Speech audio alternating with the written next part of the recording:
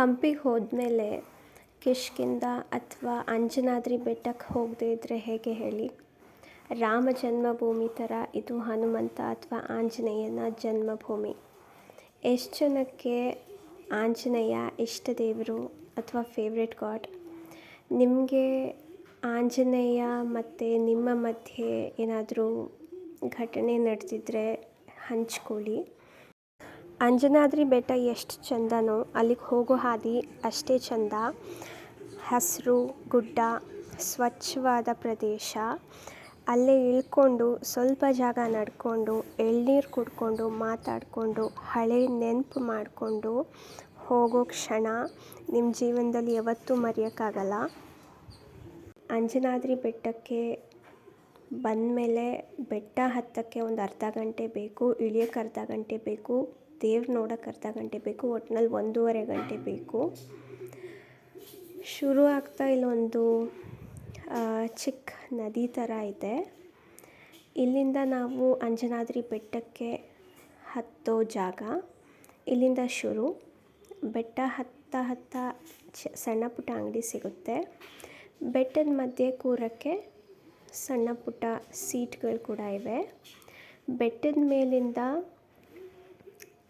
ಇಡೀ ಊರು ನಿಮಗೆ ಕಾಣುತ್ತೆ. ಮತ್ತು ನಿಮಗೆ ಹಂಪಿ ಕೂಡ ಒಂದು ದೊಡ್ಡ ಸಾಮ್ರಾಜ್ಯ ತುಂಬ ಸಣ್ಣದಾಗಿ ಕಾಣುತ್ತೆ. ಈ ವ್ಯೂ ತುಂಬಾ ಅದ್ಭುತವಾಗಿತ್ತು. ನಾವು ಸಂಜೆ ಹೋಗಿದ್ವಿ. ಸಂಜೆ ರೆಕಮೆಂಡ್ ಮಾಡ್ತೀನಿ, ಬಿಕಾಸ್ ಅಲ್ಲಿರೋ ಸೆಕೆಗೆ ಸಂಜೆ ತಂಪು ಗಾಳಿ ಸೂಸುತ್ತೆ. ನಿಮಗೆ ಅಷ್ಟು ಸುಸ್ತಾಗಲ್ಲ. ನಿಮಗೆ ಒಂದು ಒಳ್ಳೆ ವೈಬ್ರೇಷನ್, ರಿಲ್ಯಾಕ್ಸ್ ಆಗುತ್ತೆ. ಹತ್ತ ಇಲ್ಲೊಂದು ಕಿಂಡಿ ಥರ ಸಿಗುತ್ತೆ.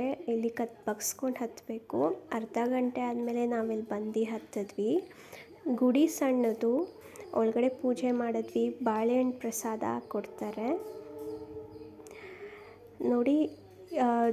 ಈ ಬೆಟ್ಟದಲ್ಲಿ ಸಂಜೆ ಬಂದಿದ್ದ ಕಾರಣ ರಿಲ್ಯಾಕ್ಸ್ ಆಯಿತು ಮತ್ತು ಸನ್ಸೆಟ್ ಕೂಡ ನೋಡೋಕ್ಕೆ ಸಿಗುತ್ತೆ. ಆ ಜಾಗದಲ್ಲಿ ನಿಂತ್ಕೊಂಡು ನಿಮ್ಮ ಸುಂದರವಾದ ನೆನಪು ಎಲ್ಲ ನೆನೆಸ್ಕೊಂಡು ದೇವ್ರ ಕೃತಜ್ಞತೆ ಹೇಳಬೇಕನ್ಸುತ್ತೆ. ಅಷ್ಟು ಚೆನ್ನಾಗಿತ್ತು ಅಲ್ಲಿ. ಅಂಜನಾದ್ರಿ ಬರೀ ದೇವಸ್ಥಾನ ಅಷ್ಟೇ ಅಲ್ಲ, ನಿಮಗೆ ಮನಸ್ಸಿಗೆ ಮುದ ಕೊಡೋ ಜಾಗ. ಜೀವನದಲ್ಲಿ ಒಂದು ಸಲ ಆದರೂ ಇಲ್ಲಿ ಭೇಟಿ ಕೊಡಿ. ಇಲ್ಲಿ ಜನ ಸಂಜೆ ಟೈಮ್ ಮೋಸ್ಟ್ಲಿ ಬರೋಕ್ಕೆ ಪ್ರಿಫರ್ ಮಾಡ್ತಾರೇನೋ.